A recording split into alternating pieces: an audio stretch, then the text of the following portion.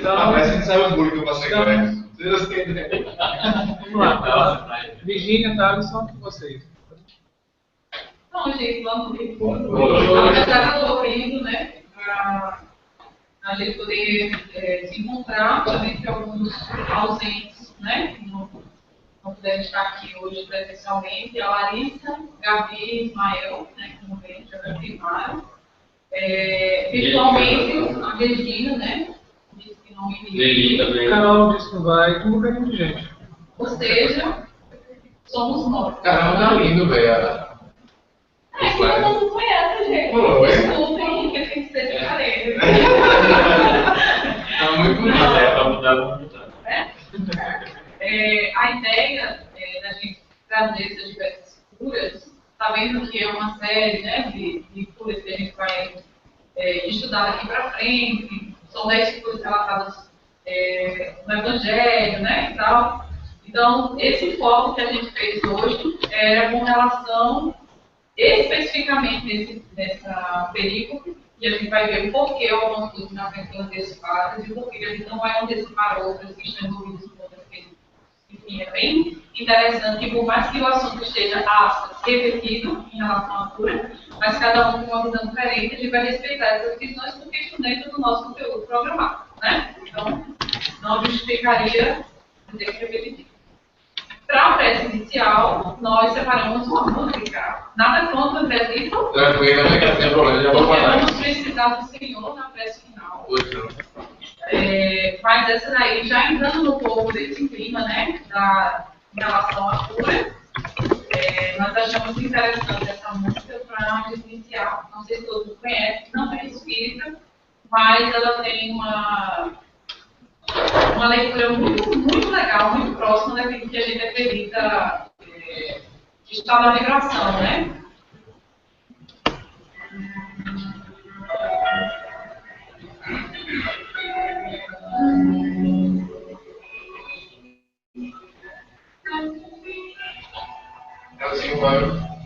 O pessoal virtual já pegou, né? Passei.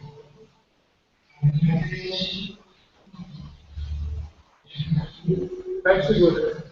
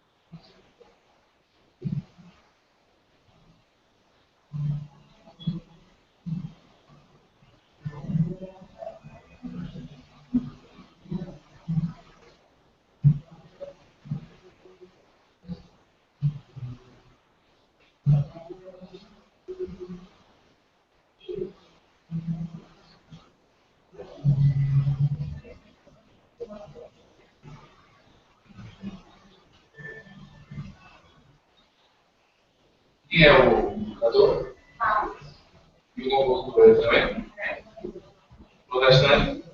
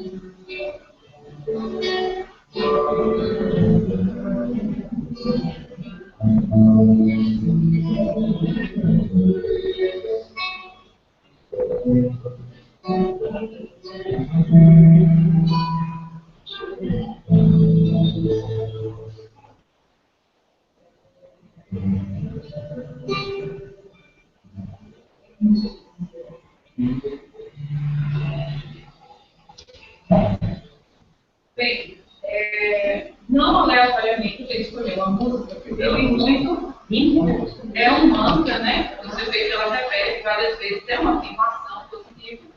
E a gente vai ver que. Acho que eu não sei mais. É porque a luz às vezes tem uma. Segura isso. É o ventilador. Então, isso tem a ver com o que a gente vai estudar hoje também. É um exercício. Muitas vezes a gente perde a oportunidade de conhecer outras músicas, porque a gente acaba ficando somente no nosso repertório espírita, né? E quando eu conheci essa música, de imediato eu vi o encaixe que ela faria com o nosso estudo, né? Vamos lá, O gente fica uma pergunta, sem querer ser ansioso, mas sério.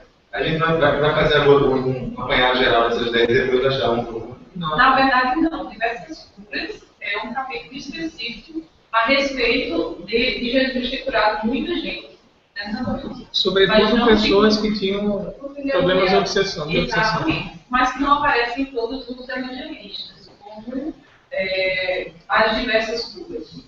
Pelo visto, alguém não estudou. Eu confesso. Eu também não precisaria começar. Certo? Então, no primeiro momento, a gente vai ter um comparativo, né? Que foi exatamente essa observação que o João tinha feito. Vamos começar tudo de novo. Eu não. Fica à vontade. Tudo bom? Tá bom. Então, dentro desse comparativo, a gente vai ver que existem leituras diferentes feitas pelos evangelistas a respeito dessa noite, né, desse pôr do sol onde Jesus fez essas curas para várias pessoas. Para que a gente comece, eu queria pedir a Clínia, que acabou de chegar, uma coisa, para a gente, por favor, comparativo, começar o garoto do lá em Mateus. Peraí, 8, 16, 17, né? Diversas curas. Chegando o fim da tarde, apresentam a ele muitos endemoniados e expulsou os espíritos pela palavra. E curou todos os que tinham males, para que se cumprisse o que fora dito através do profeta Isaías. Tomou nossas enfermidades e carregou as doenças. Continua embaixo? Não, aí olha só, isso. A gente vai fazer um comparativo entre Haroldo e a Bíblia primeiro, para depois ver os outros evangelistas. Tá, agora embaixo, né? Não, do lado. Tá, do Jerusalém. Ao entardecer, trouxeram-lhe muitos endemoniados, e ele, com uma palavra, expulsou os espíritos e curou todos os que estavam enfermos, a fim de se cumprir o que foi dito pelo profeta Isaías.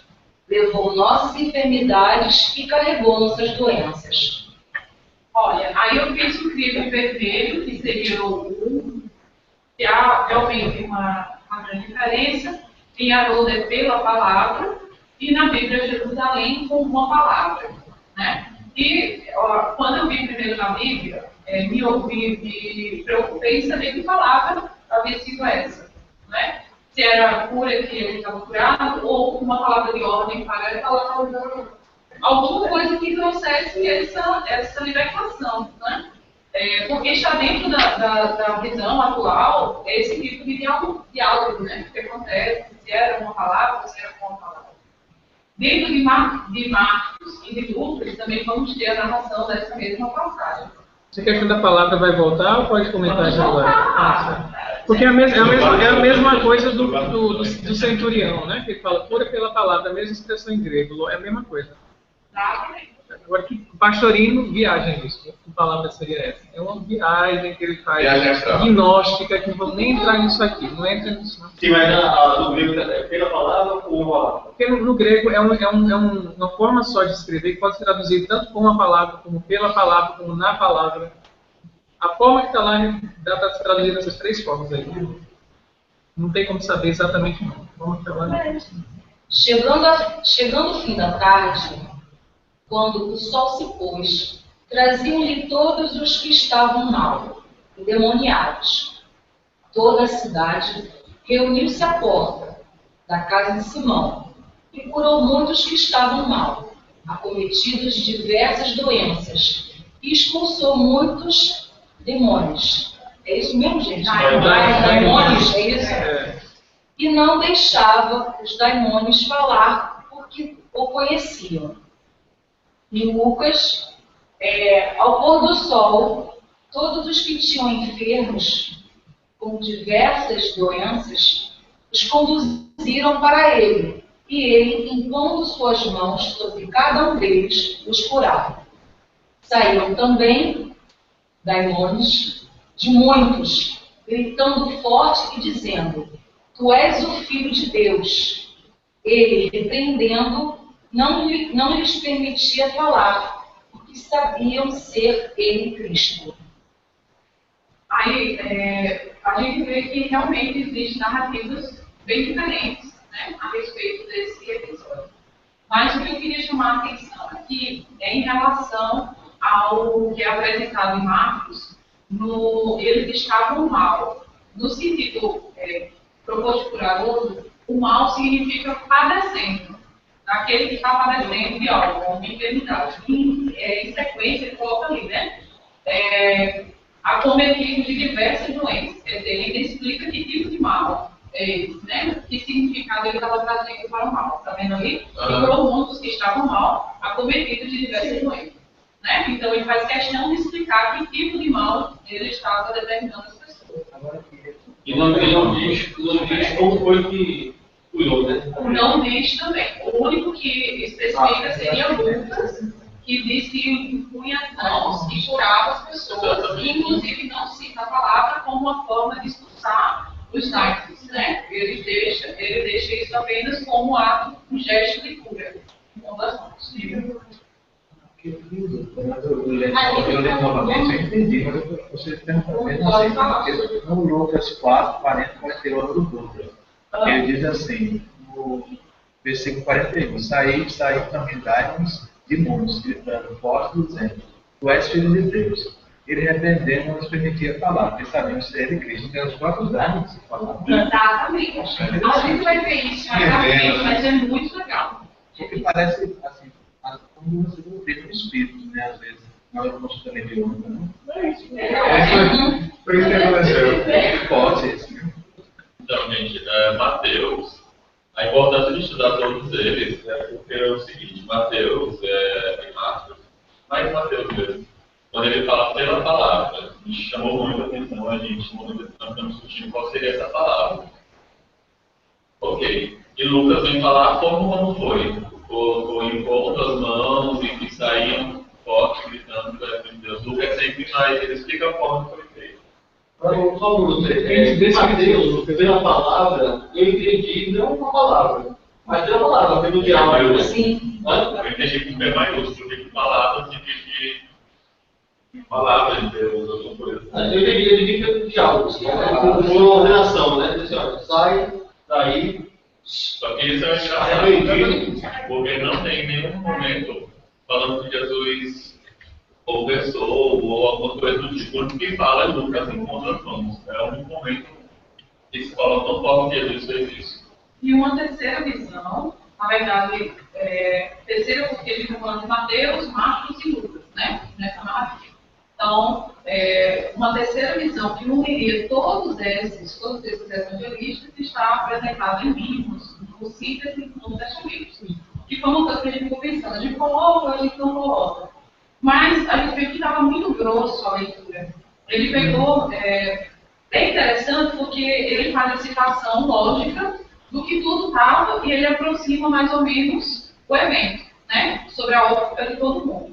Mínimos, síntese do Novo Testamento. Então é bacana para a gente fazer uma leitura porque ele engloba esses evangelistas de uma forma só.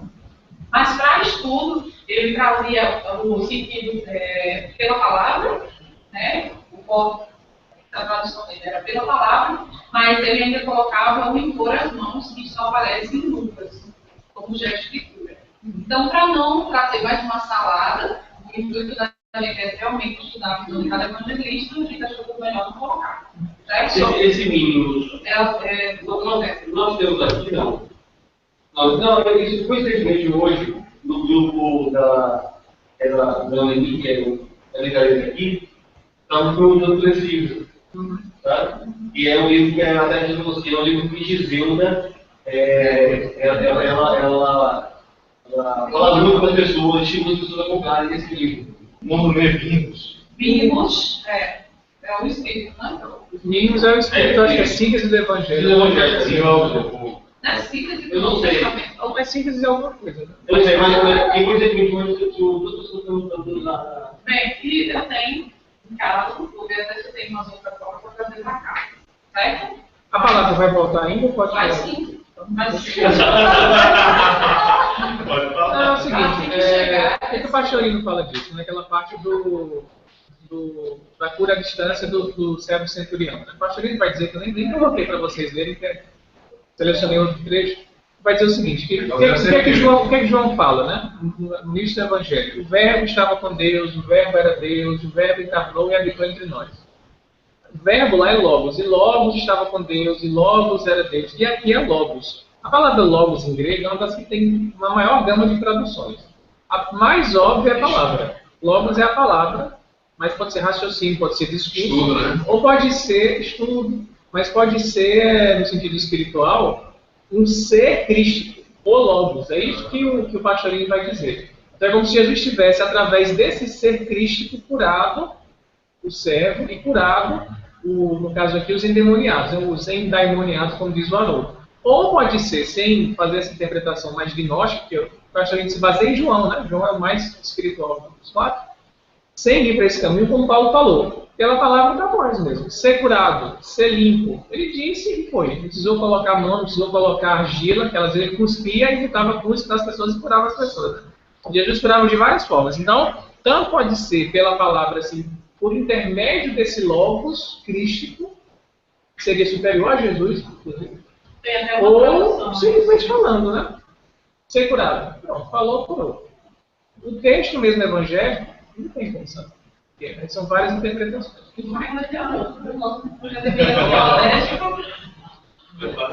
Tem uma, só concluindo um pouco esse pensamento que João colocou, né, desse intermédio, que eu excluí. Se eu não me engano, foi Celestino que, em conversa, colocou esse significado, esse sentido, quando ele viajou para a Palestina, né? Ele teve com um grupo de estudiosos que traduziu para ele que era aquela representação do doar, né? Porque existe essa saudação aqui necessita, né? Porque ele diz que nós, quando vamos ajudar alguém, a gente sabe que Jesus disse que quando a gente ajuda um próximo, a gente está ajudando a ele, né? Não tem aquela passagem? Então, quando a gente vai ajudar aquela pessoa, o necessitado está em intermédio de Deus. Então, quando ele agradece, os fluidos não é daquela pessoa. É Deus que agradece, seria o Deus que agradece a ele por servi-lo. Então, por isso que é importante que a gente também faça a nossa parte, porque a gente se cura através disso. É uma coisa, né, desse que o João também colocou, acabou juntando aí de uma maneira bem... Vamos para o vídeo.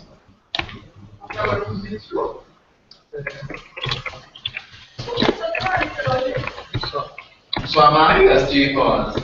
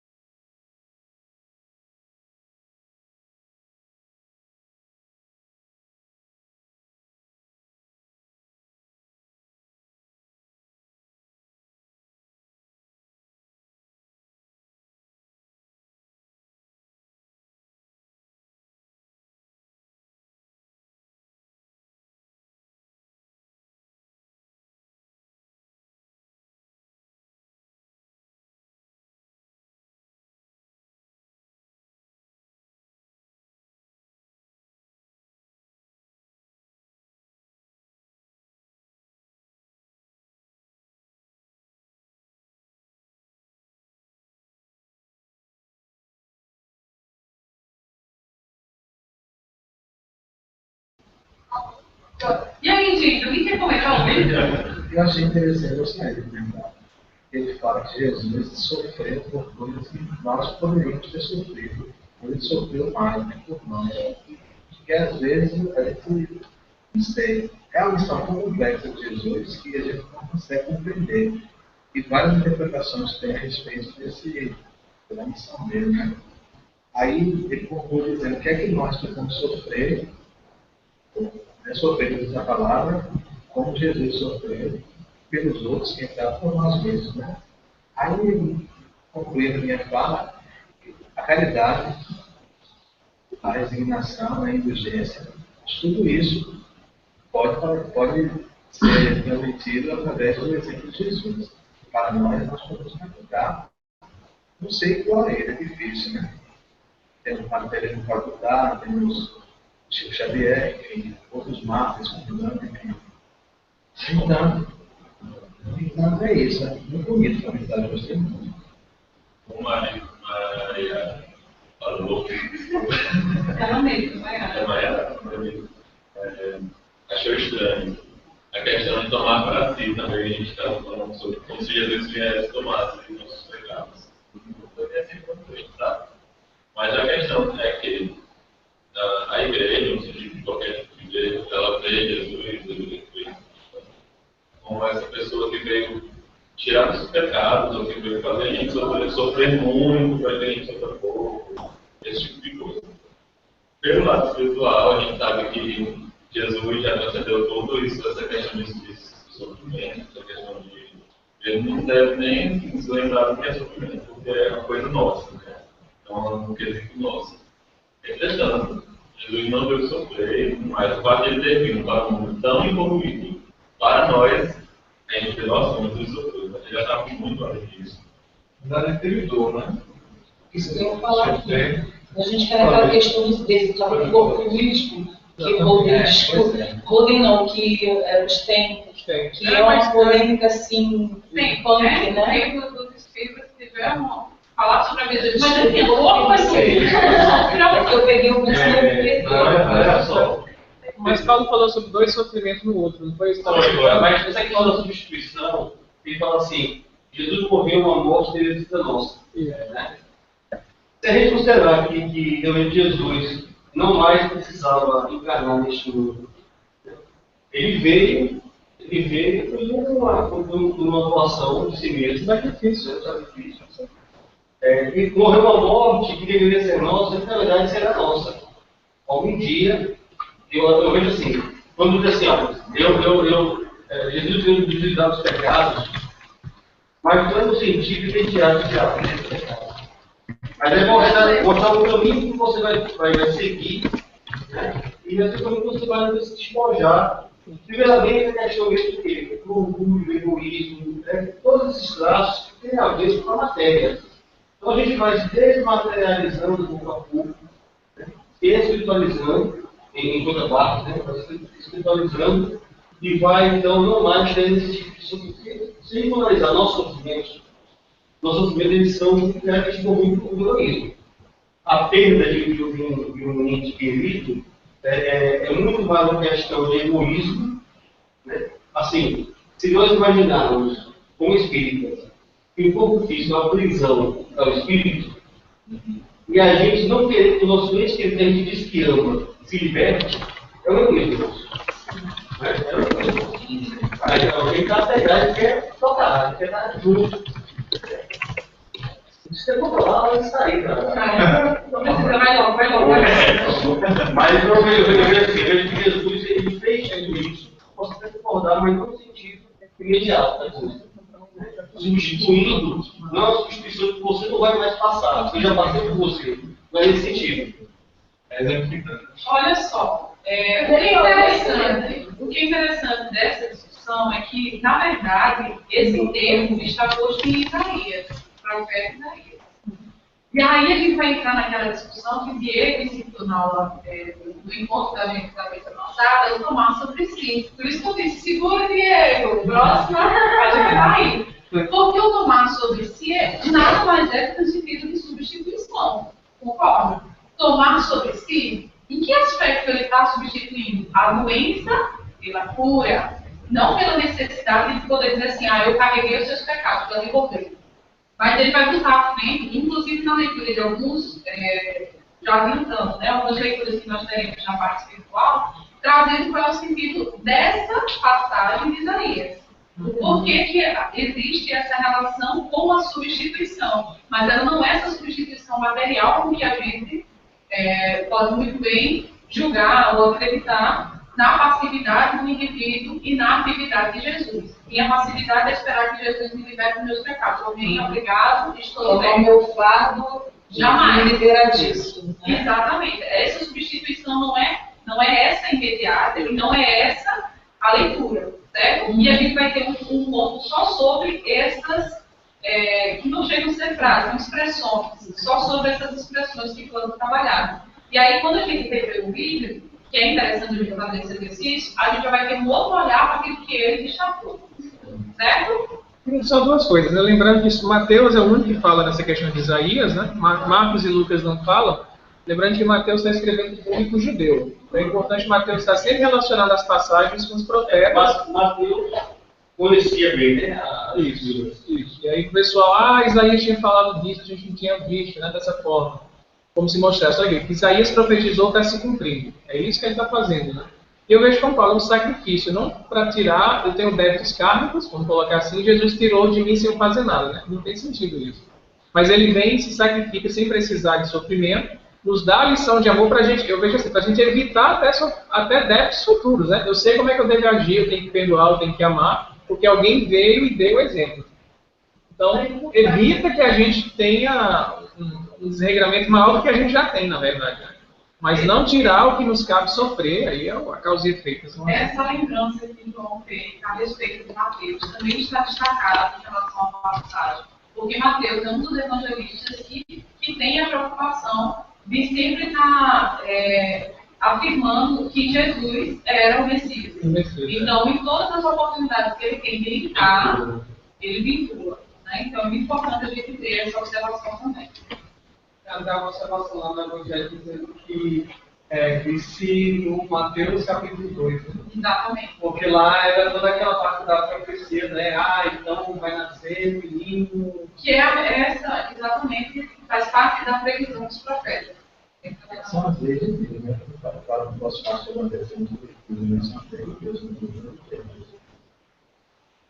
uma questão assim de que no próprio Antigo Testamento se tinha muitas previsões de quais seriam as características do Messias que viria. Então, isso é uma coisa que você não estava aqui presente, mas a gente viu bastante no início do estudo. Mas a gente vai ter, porque ele cita profeta e eu fiz questão de botar aí. Então, vamos não ter.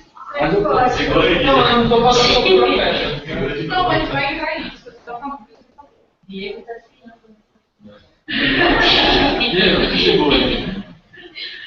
Então, para começar com os quem, né, já que a gente também vai ter muitas expressões, eu resolvi separar. Para seguir a ordem, Andrezinho.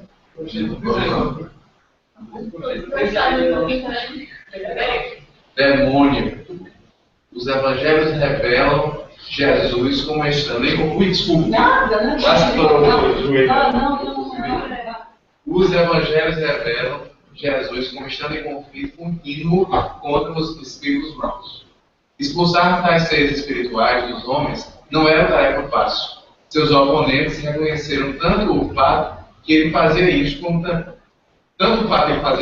também que isso exigia um poder superior ao poder humano. E o Novo Testamento é o nome que se dá ao espírito maligno. Então, olha só. Essa parte de demônio nós vamos ter também com a próxima, certo? É interessante porque a gente vai ver algumas coisas ritualísticas que eram feitas acreditando nesse exorcismo. Ainda muito repercutido em filmes, né? E atribuído a algumas personalidades religiosas esse tipo de atividade. Exatamente demônio. Gênio, espírito. A gente já viu, vai ter mais pra frente, acho. Então, os comentários espirituais recomendo que você pegue Céu e Inferno, capítulo que fala de demônio, e bota para algum de nós falar. E Kardec explica bem lá a parte grega e tal. Seguindo, Do demônio. Do princípio, Charles Chandler, do princípio ao fim, as escrituras comprovam a realidade do mundo dos espíritos, que tanto podem ser maus quanto bons. Espíritos. Ele é um espírito, na verdade, eu suspeito disso. Ninguém sabe quem é esse homem. Tem um tradutor brasileiro que é um espírito. É o irmão X, Os espíritos, tanto os bons quanto os maus, são apresentados como extremamente numerosos. É festa? É?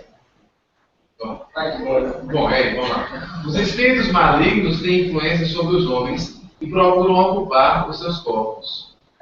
São imundos, o que significa que tornam o indivíduo incapaz de entrar em contato com Deus, com o culto ao Senhor e com a adoração. Algumas vezes são obstinados, com frequência são maldosos e violentos, mas podem ser limitadores do bem. Imitadores do bem e supostamente trazem alguma luz.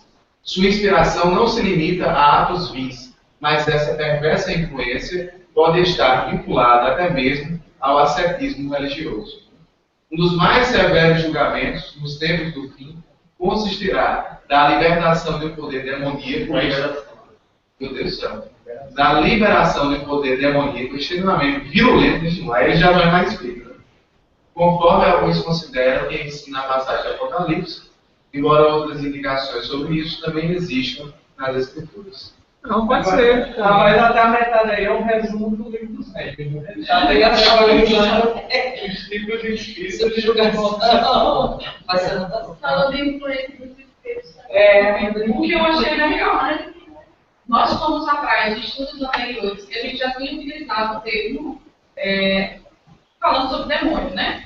Para que a gente pudesse complementar aquilo que não tinha sido trabalhado ainda. E como a gente ainda não tinha utilizado o champ, aí disse, opa, a oportunidade da gente ver o que esse homem disse a respeito, né?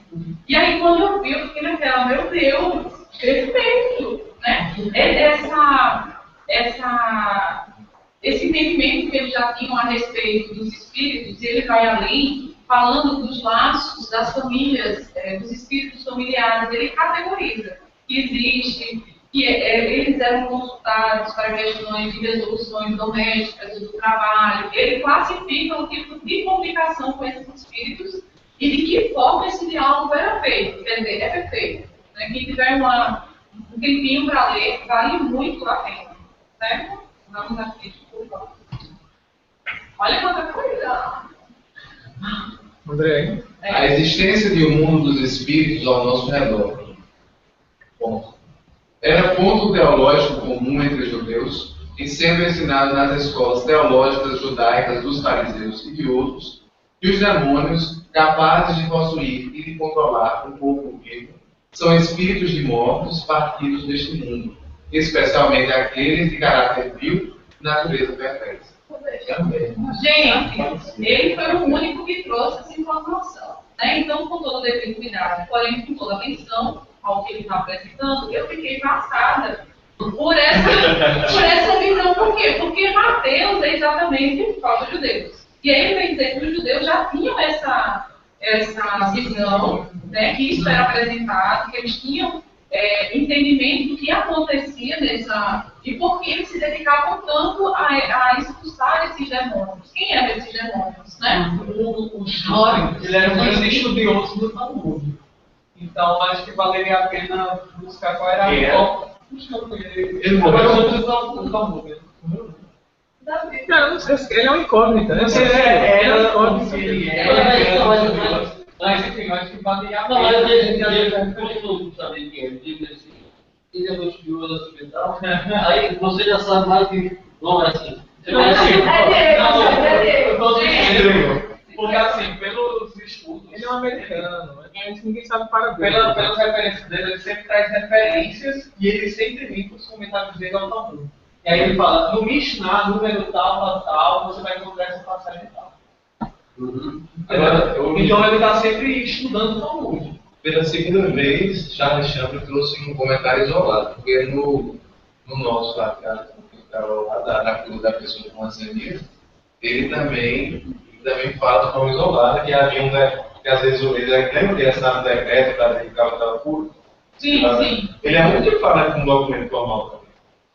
Então, tem cuidado com essa por isso que eu disse, né? É interessante a gente colocar, mas é também interessante que se a gente for utilizar, a gente vai procurar mais informação, como o Diego falou, né? Nas bases que ele está tirando, o ponto que ele está bebendo, para que a gente possa entender como afirmação ou colocar ele no campo da incógnita. Por exemplo, também naquele livro lá, no Novo Testamento, né, comentário bíblico judaico. Eles colocaram aqui. Agora, olha só, o que eu achei interessante, né? Ele vai falar de ritos, né? Dessa parte da ritualística. De como foi que as pessoas eram deixadas a partir desse perfil que seria de Messias. Então, se esse Messias iria tirar o bem puro, né? Ele deveria expulsar demônios. Então, havia prática para que eles pudessem saber se eles teriam Messias. Então, cada um vinha com as suas ritualísticas para colocar isso como uma forma de exercer poder em relação a esses espíritos. Então, faz sentido que eles estudem e faz sentido que eles saibam dessa origem. Certo? Vamos lá, vamos seguir. Porque em espíritos, você lembra? Espíritos. O que é espírito? O espírito é o princípio inteligente do universo. Questão 459, influencia os espíritos em nossos pensamentos e atos muito mais do que imaginário. Influi a tal ponto que, de ordinário, são eles que vos dirigem. Questão 569. Por que meio, né? Podemos neutralizar a influência dos maus espíritos praticando bem e pondo em Deus toda a nossa confiança. Olha o que é interessante, né? Por que a gente trazer a visão do livro dos Espíritos? Né? Primeiro porque ela é bem libertadora, né? Através dela a gente já consegue utilizar muita coisa do que a gente estava vendo em relação a essas influências, né? E a última questão para mim foi um destaque bem forte, né? Enquanto se buscava, né, essas magias, né, essa ritualística, né, trazer esse domínio sobre esses espíritos maus, esses espíritos impuros, ele mostra de maneira simples. Claro, ele vai abrir mais para a caridade, o amor ao próximo, né, seguindo aquilo, previsto, por isso que vai entre parentes e decentes, porque é realmente muito grande, mas em síntese, isso praticar o bem já marca. Exatamente. E não deixa dúvidas que é uma coisa que a gente dentro, já somos espíritos, estamos aqui no estudo, já passamos, acredito que todo mundo aqui já deve ter feito e tal, né? Já passamos desse conhecimento inicial da doutrina, né? Só para servir como nova. Mas são evangelizados desde pequeno, então... Eles são evangelizadores, obrigado. Às vezes isso é até interessante, às vezes eu fico falando com caras, eles vão dizer o quê? Aí fala também, mas não é assim. Porque a partir do momento que ele disponibiliza vídeo na internet, eu me pergunto, será que essa pessoa que vai assistir, ela tem uma base? Às vezes a gente troca muito insight do que a gente está aqui, ó, bate-bola, um jogo, outro pé e tal. E muito a gente deixa de implementar, por exemplo, com essas questões, que para a gente pode estar muito passado, pode estar muito partido e tal, mas eles é um norte para quem vai pegar esse material. Entende? Eu tenho essa preocupação, porque o estudo não é só nosso, que está lá, a gente propôs. Né? E essa letra pequena foi a sua vingança, né? Eu pensei nisso. Olha, se tivesse E essas três perguntas aí complementam muito bem. Complementando muito bem o estudo, a linha de raciocínio. Aí, ó. Grande. Pronto, chegou o teu momento. Eu já falei. Como? Pela palavra, Jesus auxilia mediante o diálogo com esses espíritos.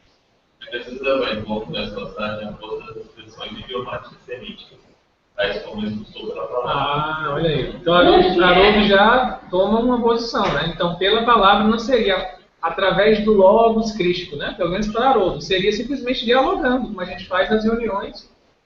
Os dialogadores conversam com o Então, utilizar as ferramentas de fórmulas mágicas, procuravam manipular espíritos mais elevados para que se ajudassem a espíritos superiores.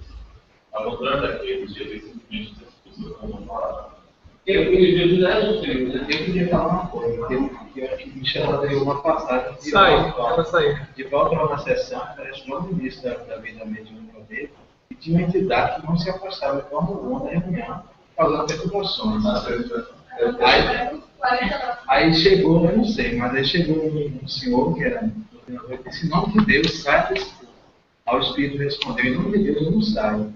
Aí chegou uma mulher, muito mais calma, com Jesus falando, dialogando: meu irmão, você não está mais encarnado, enfim, você precisa seguir seu caminho e tal. E ele saiu. Ou seja, ele usou Deus e a sabedoria de Jesus para evoluir o nosso espírito como Jesus, né? Esse Logos pode ter existido também. Provavelmente que a humildade do doutrinador, que era Jesus, foi para sensibilizar a própria entidade, né? O texto está naquela questão da autoridade, da moral, a autoridade não existia. Assim, Jesus tem um espírito único, mais elevado do que nós, como tem. Quer dizer e já penso. Era só chegar. Era só chegar à distância, né? Pensou já. É uma coisa que não sai, a gente consegue. Não dá, não. Exatamente. Eu Eu acho que Jesus não ficava falando. Porque eu participo de seminários estudando. Aí eles ensinam como falar com o Espírito. São várias coisas. Pode falar comigo, boa tarde, boa noite. Eu não imagino, não consigo Jesus sentando e falando: olha, você não está encarnado, não deve ser assim aquilo. Eu acho que é esse logo, essa coisa superior, eu não sei definir, que ele emanava de si. Ele mesmo. Olha, Gente, eu não entendo, acho que ele falou.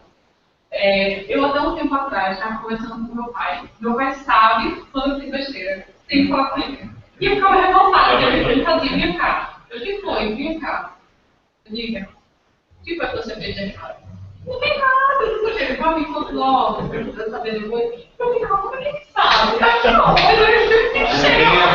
mas eu confesso. Tá bom, eu fiz a coisa. Eu fiz isso. Então, muitas vezes, aquilo que eu fiz de errado, eu fiz pra mim, eu não fiz pro outro, mas eu tinha que expor, né? Até que um dia desses, eu falei: mas pai, como é que o senhor sabe? Coisa chata isso, né?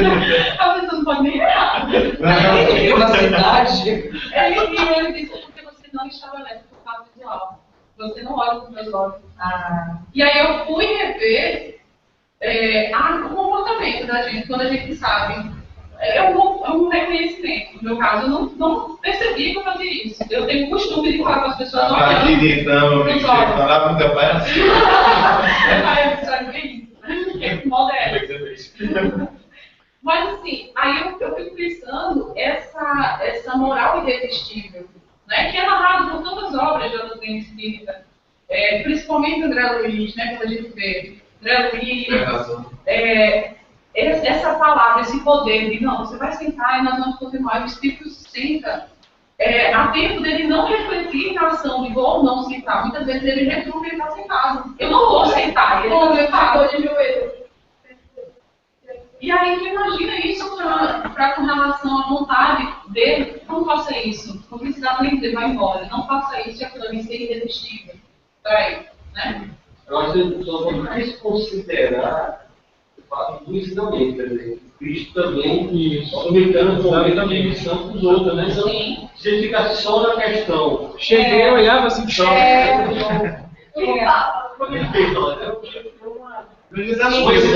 Da questão das curas que ele provocava, tipo a saliva, Uma ensinação Ele não precisava daquilo, mas era um recurso pedagógico para a gente aprender. Ele pensava mais no que a gente precisava aprender com aquela escola.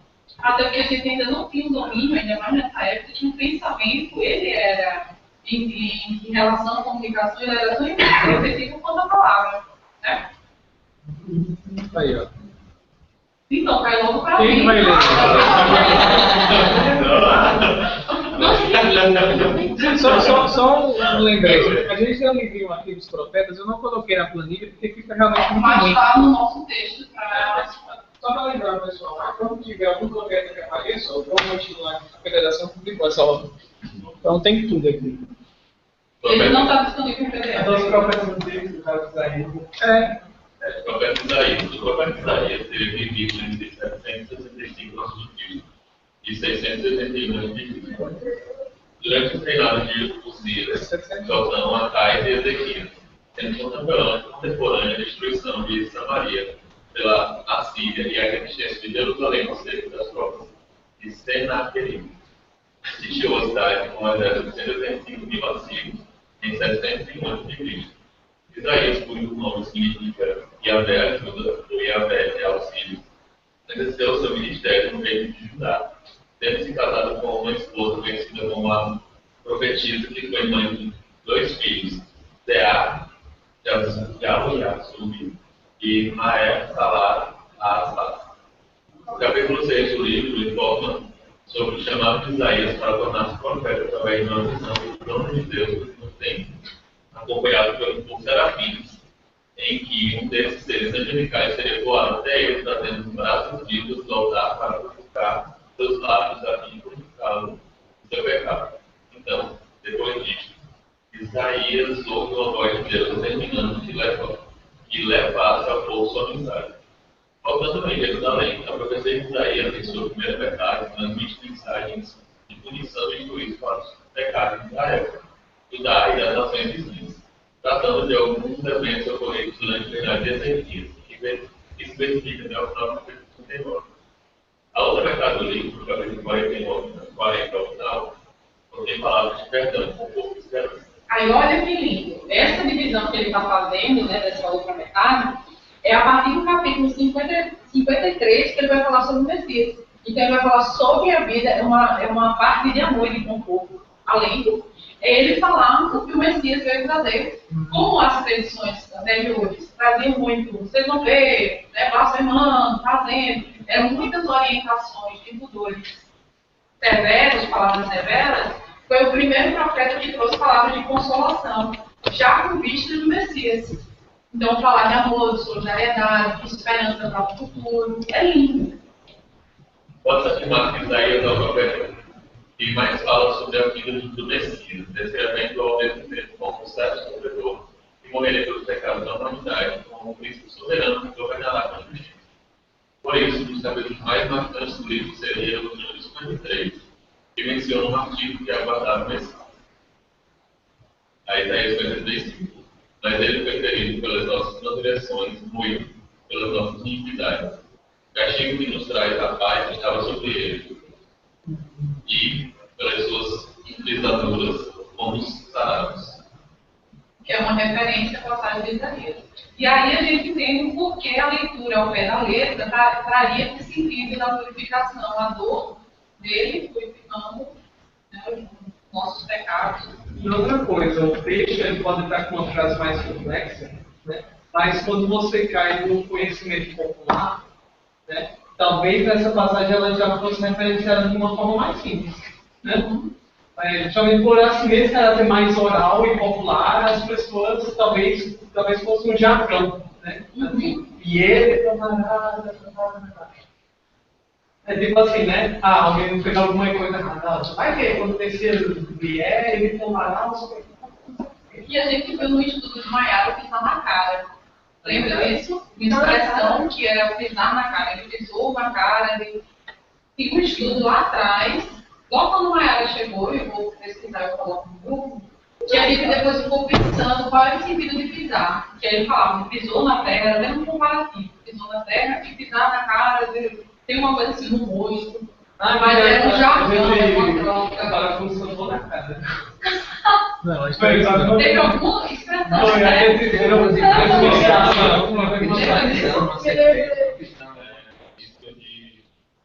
Imagina, antes de Cristo, como o povo é envolvido hoje ainda, e vai chegar um profeta e falar, teve um cara que vai ensinar a gente a ser legal, agora o profeta porque ele vai dar pra gente. Apesar de chocolate, alguma coisa. povo não ia ligar, né? Tipo, vai ensinar a gente a ser bom. Não, tem que dar aquela troca, tem que ensinar a sossegar.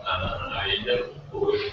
E outra coisa que eu faço menção aqui é em relação à necessidade da alegoria, né? O anjo vir com braços, fazer a sua boca e tal. A gente sabe que dentro do próprio processo mediúnico, enquanto a gente está no estudo da mediunidade, seja ele através do nosso orientamento moral ou realmente a aplicação do estudo, né, trazendo ele para a nossa prática, nós saímos da interpretação ainda turma que temos para uma realidade mais aproximada, que é a realidade espiritual. Imagina nesse tempo, onde a necessidade da alegoria trazia para si uma confiança de que não tinha sido algo que ele quis, que ele pensou, né? A criação do próprio. Eu quero tanto que projetei. Né? Então, esse sentido alegórico é trazido pelo profeta, ao meu ver, porque não tem texto a esse respeito, não tem material a esse respeito, ao meu ver, só enfatiza a necessidade da época de ter uma interpretação única do externo, quando na verdade poderia ser apenas um comunicado. A partir de agora, irei utilizar, você como orador, né, algumas coisas você vai ser levado em desdobramento para saber o que dizer, para você vai ter essa lembrança. Né? Então, vamos seguir. Que as brasas vivas do altar serviu para purificar o sacrifício que era colocado. Então, se ele traz de lá para os lábios, né, como diz aí, está purificando a partir daquele momento para que ele possa ser um instrumento. Mas será que era um brado? Bem. É um símbolo, né? Que é a imagem. Né? Porque tem alguma. É o que está assim, né? Trazendo entendendo, né? Que tem algumas religiões que não distantes disso. São espiritualistas. Tinha alguns rituais que eles colocavam brasas e o fogo pulava em cima e não se queimava em determinado espírito. Ou seja, será que nessa época foram também brasas? Eu pensei nisso, porque eles levam a pedra dentro, sabe? Isso não existe mais, e me parece que mudou muito a é que chama, geometria do universo que eles falam. E então, isso é retirado. Eu acho que no não, caso aqui porque é assim. geralmente será à noite, né? Fala aqui, ó. Ele teve uma visão do trono de Deus, né? Acompanhado por serafins. Na visão, ele viu o serafim pegando as brasas e trazendo para ele. Então, foi uma visão mesmo dele. João, não sei se é uma pergunta, sei lá, não sei se você já veio daí, mas aqueles serafins são. A divisão dos anjos foi criada na idade. Antes de chegar na idade baixa. Como assim? Antes de Cristo já se falava de serafins, a palavra deve ser diferente. Porque depois os serafins são os mais puros, aí vem as potestades, Mas veja só, entre os judeus já havia essa angelologia, a estudo dos anjos. Eu não sei assim a hierarquia, né, quem é mais evoluído que quem. Mas para os judeus, eles já tinham sim esse estudo dos anjos. Isso aí para eles que são os mensageiros. Né? Isso aí para eles destacar as categorias dos espíritos, ele fala disso a partir da escola. Aí depois a igreja poder ter decisão colegiada, estabeleceu. Você já está no modelo mental concreto, uma questão concreta. Isso. Tem que ser algo bem, para eles não ficarem com dúvidas assim, de especulações, né? Tem que ver lá o elemento que purifica. Então, a ideia é passar também muitas vezes com a sensação que esse elemento concreto ele traz, né? Como, por exemplo, costumava se comparar Deus a nuvem. Falar, Deus é nuvem. Por quê? Você já foi para o sertão, debaixo do sol de meio-dia, e repente passou assim, mano. Ah, meu Deus! Para eles a mesma coisa. Como de uma região árida. Esse comunicador é o povo. É o povo. Vamos lá. Olha isso aí. Aí a gente colocou uma imagenzinha que a passagem, né, que seria citada no livro 4, né, certamente ele falou sobre as nossas enfermidades, sobre se redor as nossas doenças. Contudo, nós consideramos castigados por Deus atingido e afligido. Ele pegou mesmo, né, a passagem. Do jeito que Mateus fala, é do jeito que está escrito. Ele cita. Eu lembro que eu já tive. Fazer um estudo, não sei se ela estudou a palestra, eu coloquei essa foto e disse que era Moisés.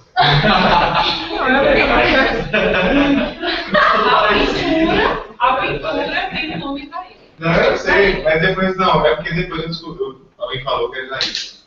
É Isaías. Vai passar depois de barulhinho. Não é uma menção, Moisés. que você faz com isso. Vamos É lá. tudo do mesmo time. Fala. Como ele tomou sobre si as nossas enfermidades e pessoalmente levou as nossas doenças.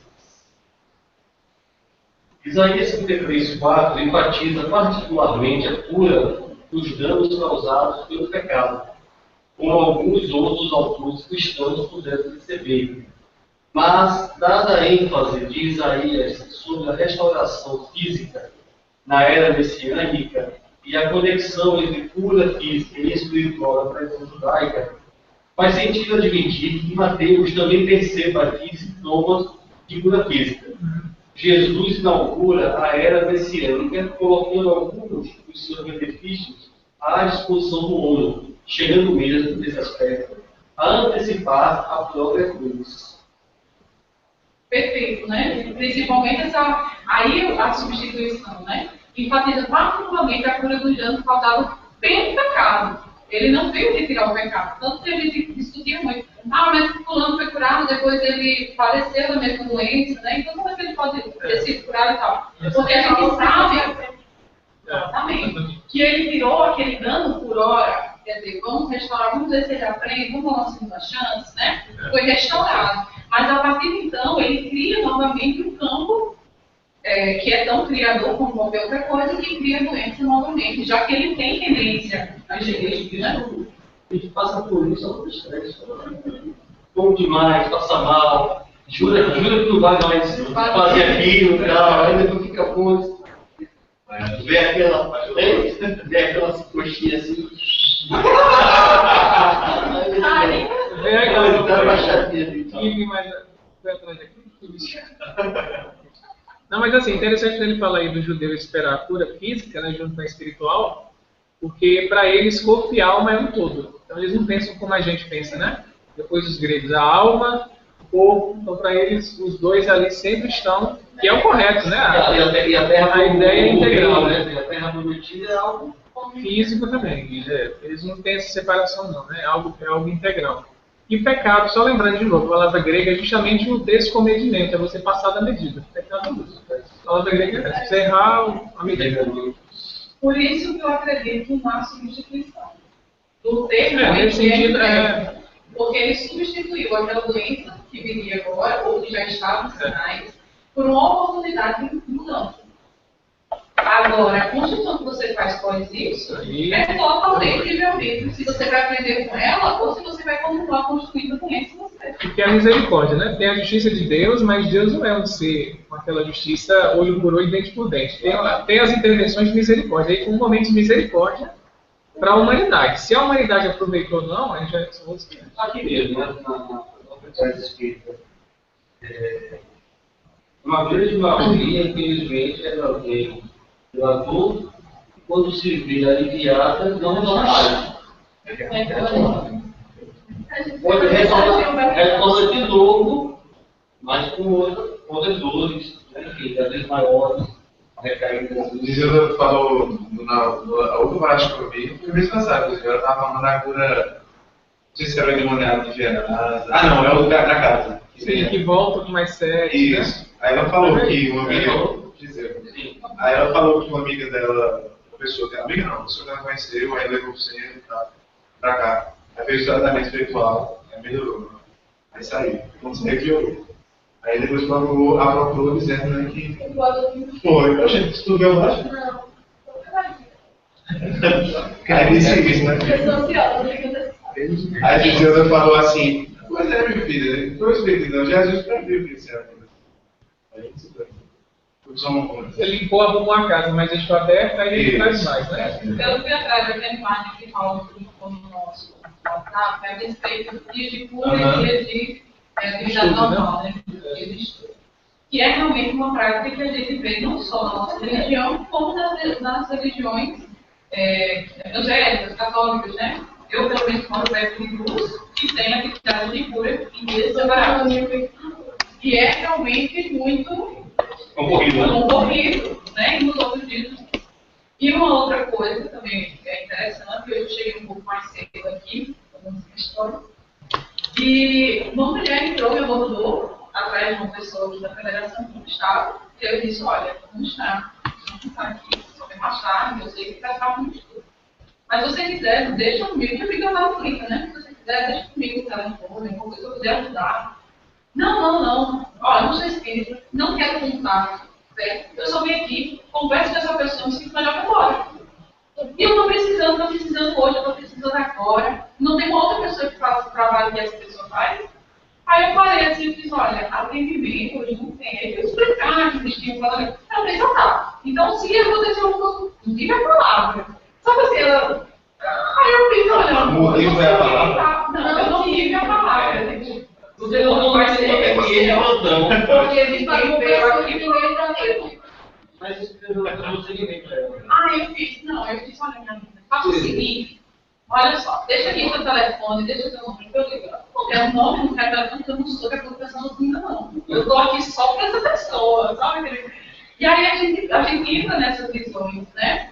Até quando aquilo que nos beneficia é suficiente para que a gente acredite que é uma mudança, que tem que puxar da gente algo maior, né? Aí, já de manhã, tá dentro do dentro, a filha foi curada. Isso. Ele teve uma conversa com um bicho, foi curada, chegou e disse, não. Eu junto, Tem relação nenhuma. Vamos separar coisa pessoal. Profissional que com pessoal. Vamos lá. Vai. Vai chama, vem agora. Eu não causo, né? Porque são 3, não mais. Quando ele vai vir. Ele mesmo tomou as nossas enfermidades e carregou as nossas doenças. Profecia messiânica que se acha em Isaías 53:4. A citação foi tirada do hebraico, porque a Septuaginta. Enfim, interpreta... 70. Não, eu fui para 70.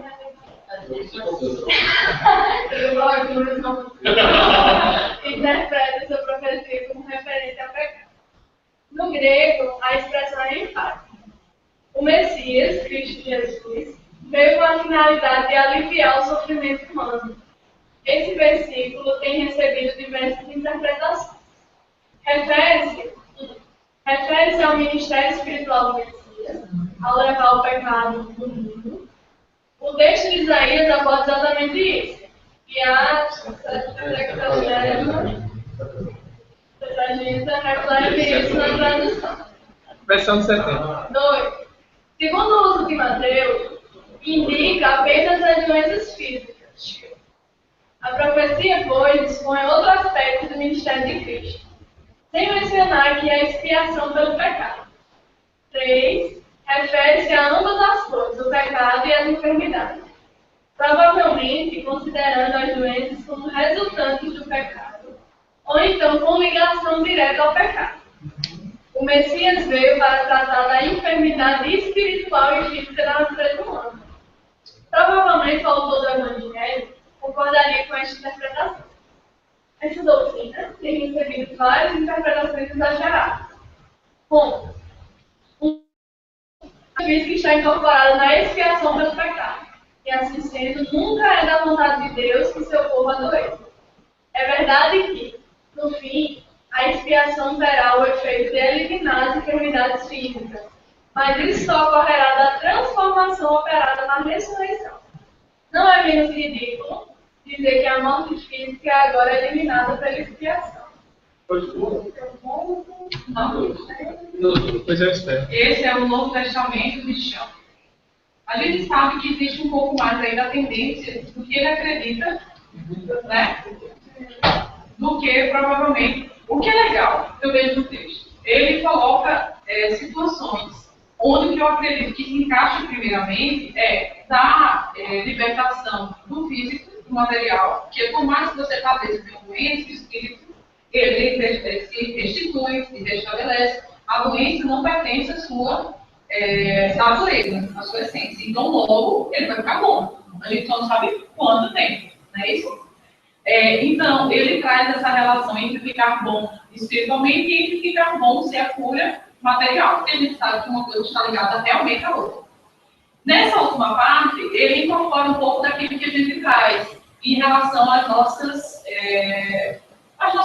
dificuldades, né?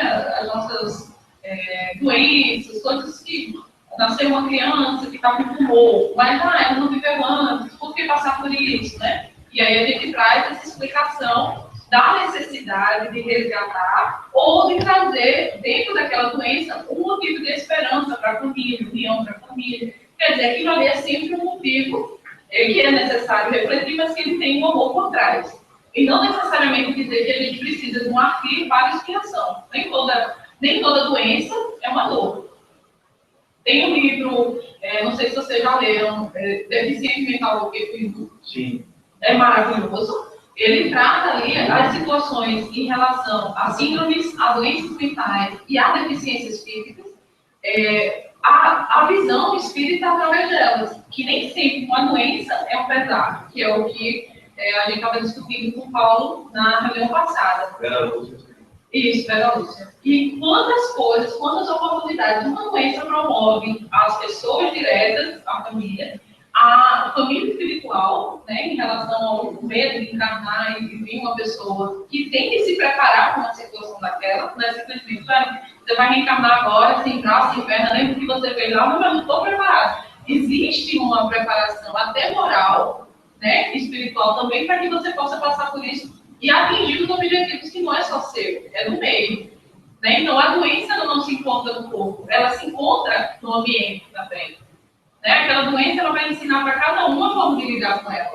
Então, eu não posso só atribuir ao físico, à pessoa que padece. Deu para entender? A hora? Não, o drone caiu. Uma hora assim, essa questão do pesar, vai depender só da leitura que a gente faz, né? Sim. Porque nada é igual, tudo se aproveita, né? Inclusive todas as nossas maldades, as nossas iniquidades e tal, elas são aproveitadas de alguma forma. Né? Como aquela questão que João colocou hoje com a João do estrume, né? Do adubo. A flor, ela extrai do adubo o que é necessário para ela possa realmente florescer. Então, essa questão do pesar, toda dor, toda doença, ela tem uma finalidade boa. A gente não consegue ainda. É por isso que principalmente com a gente, né? Um outro, por exemplo, você, eu só falei isso, desconstruindo essa visão que ele colocou aqui no final. Né? Uma outra questão também, né? Porque a gente, quando fala matéria, nós temos uma tendência a ficar no corpo físico. A gente sabe que o espírito é matéria. Né? Então, essa matéria ela vai ficando assim, tão não matéria, né, no nosso conceito de Então, por exemplo, essa questão do espírito, será que o espírito adoece mesmo? Como é essa relação? Porque a gente sabe. Mas às vezes você vai numa reunião de hoje, então o espírito ficou tossindo, você tinha uma coisa na minha região, assim, para jogar para o espírito. Então, aí é uma forma, uma boa pergunta. Será que ele. Não, aí não, o que acontece? Ele diz assim: eu acabei de ver um espírito. Né? A gente está vendo pelo espírito. Né, na verdade, a gente consegue ver. Aquilo ali é algo plasmado. Né? Eu não vejo você em espírito, eu vejo o seu corpo aqui, né? A sua essência eu não vejo. Exato. E quando desencarnado, a gente viu pelo espírito. Né? Então, essas questões aí, que a gente fala muito de corpo, de físico, espiritual, né? A gente, até onde eles falavam que era físico? Entendeu? Até que ponto? Eles se limitavam realmente do corpo físico? Não sei. A mente, os pensamentos também. Pensamentos, podem pensar nisso. Então, quando a gente vai falar questão espiritual, né, aí eu já vou mais para a questão do pensamento. Né? Que é uma manifestação do espírito que não é matéria. Assim, aí Se materializa, mas por isso Kardec, na codificação, ele tem um cuidado de classificar bem cada uma dessas palavras. Né? A palavra alma, por exemplo, era usada para várias situações. Kardec vai dizer, usaremos alma nesse sentido. Quando você fala espírito naquela época, realmente pode ser o que a gente está pensando hoje como energia, como perispírito, não como princípio, inteligência, a essência. Né? Na nossa visão hoje, essa essência espiritual que vem diretamente de Deus, em tese, ela não deve adoecer. Essa essência, né? É o reino de Deus entre a gente, não deve adoecer. Agora, as camadas energéticas de perispírito, a camada mental, a camada emocional, a camada, né, vital, aí adoece. Isso adoece. Mas a essência espiritual, divina, creio eu que não deve adoecer. Ela deve assim, você pode ter um desequilíbrio mental em de atitude, né? E é que eu emito energia. A própria mente, ela não é a essência. Não, exato. Não, eu concordo com você. Exato. Não, pois é. Então, mas a mente, que é uma emanação desse princípio inteligente, ela está desligada, ela está longe da lei divina. Né? Está afastada. Aí ele é Vamos lá. O drone aí está. Essa já foi, né? Então vamos seguir, Virgínia. Já está no finalzinho aí. Aí é o Stern, né? Comentário judaico. Interessante que ele é um messiânico, né? Ele é aceita o cristianismo, mas estudando as bases judaicas. Diego? Tudo isso aconteceu para cumprir o que Adonai disse por meio do profeta. Adonai, que é uma outra forma de o judeu chamar Deus. Porque ele não chama Deus mesmo, chama de outros nomes. A nova aliança consistentemente se apresenta como sendo o cumprimento de profecias e promessas feitas por Deus no Tanakh. Tanakh é o que a gente chama de Velho Testamento. Essa que é justamente o conjunto do Pentateuco mais os profetas. Torá, Levim e Ketuvim. Torá, Moisés, né? Levim, profeta. Isso não aceitava, né? Isso, aceitava a Torá. Só a Torá. Então, Tanakh, qual é a Bíblia hebraica? É a Tanakh, que é o Velho Testamento para a gente. Essa conformidade há declarações de previsões feitas centenas de anos antes, em desafio a todas as probabilidades razoáveis, provam que Deus conhecia o final desde o princípio. E no caso mostra sem dúvida alguma que Yeshua, Jesus, é o Messias. O cumprimento das profecias é a principal razão, baseada na observação empírica de eventos históricos. Ou seja, em fatos, para os judeus e outros aceitarem Yeshua, Jesus, como Messias. Houve mais de 50 pretendentes messiânicos nos últimos 2000 anos de história judaica. Pessoas que diziam ser Messias. Né? Interessante isso, ver os documentários assim, sobre o judaísmo, que tem umas pessoas que a gente imagina, não, o cara era um perturbado. Não, era um grande rabino, era intelectual, e a comunidade, ó, você parece que é o Messias, entendeu? Não é assim um louco, eu sou o Messias, né, que vai ser internado, não é isso. Era alguém da comunidade reconhecido, com boa moral, com inteligência, né, e vários eles tentaram assim, achar quem seria esse Messias, mas até hoje, para eles não chegou. O orgulho acho que é plano, esse caboclo. E ainda, mas nenhum deles cumpria o critério estabelecido no Tanakh, Antigo Testamento, no que se refere à identidade do Messias. Ele não disse qual é esse critério aí, né? Enquanto Yeshua, Jesus, cumpria todas as que são aplicáveis à sua primeira vinda, a lista de profecias cumpridas está listada em... O que é um N? E fica como é que está no PDF, isso, que às vezes não fica... Nunca vi assim, a letra depois do versículo... Na seção 7 da introdução ao Novo Testamento judaico, no livro, no caso. Dos 4 escritos dos evangelhos, escritores do evangelho, Mateus especialmente se preocupa em apontar esses cumprimentos. E aí ele cita um monte de referência. Seu objetivo é mostrar que Yeshua, Jesus, deveria ser reconhecido como Messias porque cumpriu aquilo que Adonai, Deus, disse sobre o Messias por intermédio dos profetas de Adonai. Por isso que eu deveria. Mas é essas passagens aqui, ó, de Mateus. Será que eu entendi bem assim? Quando ele fala assim, Deus conhecia o final do princípio, o final seria Jesus. É porque é o seguinte, É isso. o Antigo Testamento Porque ele ele está no está... início, né? Mas Antes de Jesus, Jesus. na verdade, Jesus, depois de Jesus. Não, eu sei, mas será que nessa conversa foi isso que ele quis dizer? É porque o Antigo Testamento inteiro, ele é repleto de referências, certo? Então, o que acontece? Essas referências, em hipótese, se no meio delas, elas dizendo, por exemplo, com referência à vinda do Messias, como é que viria, como é que ele iria se comportar, se todas essas profecias estão certas, então, em teoria, as profecias, tanto o conhecimento do princípio do mundo, como o destino do mundo, também estariam corretos. Entendeu? Agora, segundo a teoria,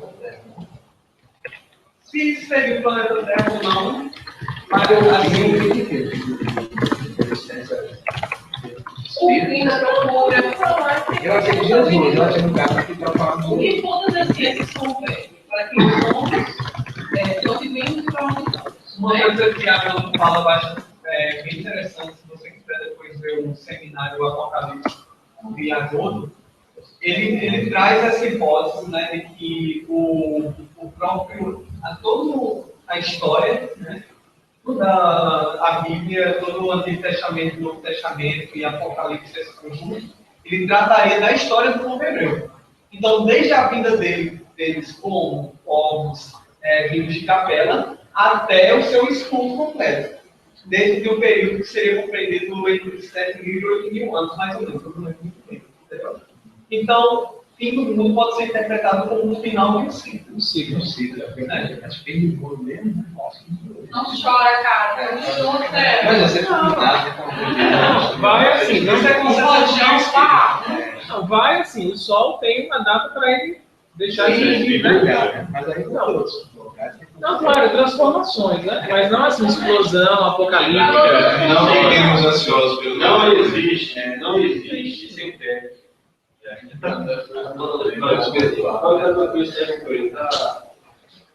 Pode ser que o nosso técnico seja dos melhores, mas deve ter. Olha só, eu coloquei algumas passagens a respeito das características do Messias, lido por Isaías e por outros profetas, porque não é só uma lista que Isaías faz, mas estão dentro das previsões de outros profetas também. E, na internet, para eu poder saber um pouco mais, né, do que é. E aí ele vai entrar desde o nascimento, né, que seria, o profeta seria guiado por uma estrela. Aí teve uma... O Messias, né? O Messias seria guiado por uma estrela, isso, o profeta.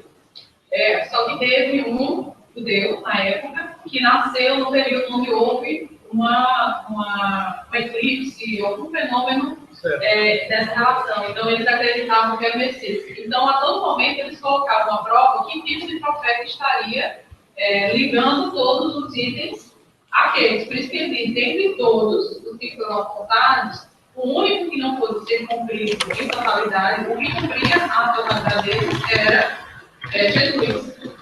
Porque acontecia de um e outro ter uma relação mais próxima com essa lista, né?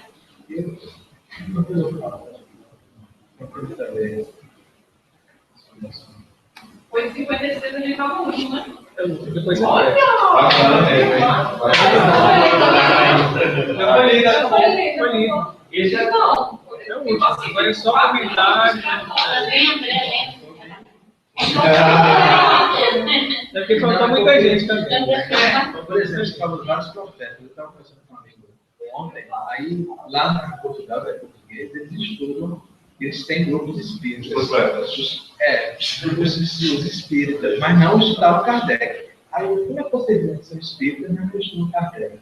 Aí, não, eu nem sabia quem era na época, mesmo sendo europeu, aí tudo bem. Então, os estudos que muitas pessoas veem nesse ano, naquela época, muito mais, às vezes é uma coisa que chama a atenção, que toca o coração. Né? Às vezes menos do que o nome ou uma... Podia até ser porque ele leu alguma coisa de Kardec, provavelmente. E o cara que era o líder era islâmico. Ou seja, uma mistura louca, né? Espírita, eles acreditavam na reencarnação, mas o nome dele não viu Kardec. Há uma corrente do orientado sufismo, se não me engano, que são reencarnacionistas. Sem ser reencarnacionista, não necessariamente vincula a pessoa ao espiritismo. Mas porque Kardec, né, é os mais famosos, né? Pelo menos para mim, né? Para eles já não necessário para a gente mas para muita gente ele é um desconhecido. Reencarnação existe em várias correntes, no judaísmo, no islamismo, né? Eu acho que não orienta a galera, não. A maioria tem, né? Mas eles se dizem espíritos, eu achei interessante. E eles são, né? Gente, a liberdade de expressão, olha, gente, o que é legal, quando eu estava conversando com o Carson a respeito dessa película, muita coisa passou para a gente, assim, com medo de ficar repetitivo, e depois de ter pouco conteúdo, né, em relação à passagem, né, porque era uma multidão, que no entardecer foi procurar, Jesus foi procurado por ela para curar. Ok. Excelente. Mas você me pequeno. Nessa parte de exercício que a gente está levando para casa, que no meu entendimento a gente tem conseguido chegar mais próximo do objetivo da participação de cada um, do comprometimento e tal, a gente vai ter alguns textos que, no caso, a gente achou necessário a gente vai colocar. Que tinha sido aquele texto que Ismael leu, né? Porque ele traz mais detalhes sobre essa habilidade. Tá? Então, assim, estamos colocando porque a gente não teve tempo, desse a gente vai ter tempo de discutir os pontos, e que ela é realmente casada com essa passagem específica. Eu vou passar até alguns detalhes de referências, mas que a gente já estudou no passado, né? Só tem essa música aí, assim, que é praticamente uma referência. Mas eu acho que em termos da lição, né? A Leia Rodrigues teria dado uma contribuição assim muito boa. Inclusive, acho que escreveu naquela tela, ela estava isso. Tem ilustrado essa semana. Tá bom, vamos checar nesse PDF lá na frente. Para de né? Ok? Fechou? Ok. Bom. Marisa caiu, já convidei aqui também. Mais um. E o drone também? Caiu? Não, Não, o drone não está aparecendo aqui, não. Tá vendo, gente? É isso. Eles estão fazendo, levando as salas diferentes. A gente ficou numa sala só. Não, mas ela caiu agora mesmo. Não, o drone. É o drone que caiu aí. O drone tá numa sala sozinho, né, agora?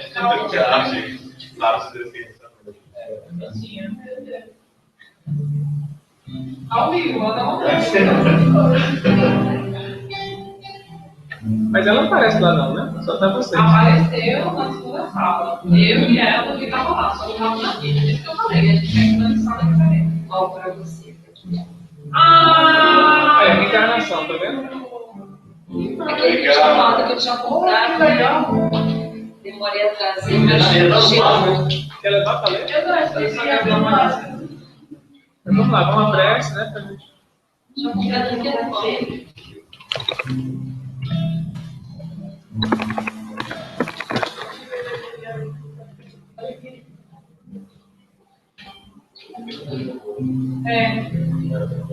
A gente tem que mandar um final, mas ele foi no final. Outra aí?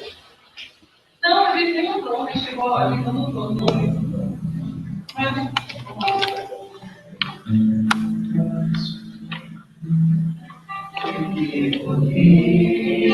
O sol brilha no céu, escola da vida, enxergando Deus em toda parte. A vida é uma arte sem fim. Liga pela estrada, como a verdade é caridade. A amizade de Deus em cada ser a florescer. Momento sublime, luz que acompanha e que traz paz, o amor me faz sentir o Criador.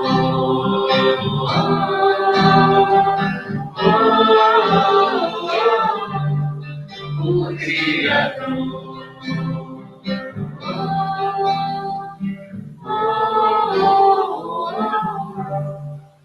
O Criador.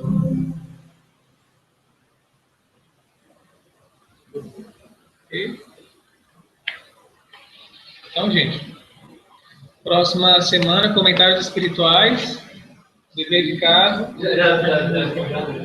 Não, mas até amanhã, porque ele está falando de digitalizar algumas fotos no carbono para ajudar a ficar horríveis. Dá um tchau aí para a Marisa. Eu sou a favor disso. Tchau, Marisa. Tchau. Vai ter um abraço? Vamos sim, né? Nossa, faz tanto tempo que eu não tenho esse abraço. Poxa, porque deu tempo. Maravilha. Boa semana. Boa Até porque a semana começa na terça, né? Gente, quinta-feira. Eu tô pegando mal costume. Sim, sexta-feira a gente vai ter reunião no segundo congresso de juventude. Até colocar o segundo grupo, acho que vocês estão não, né? Colocar e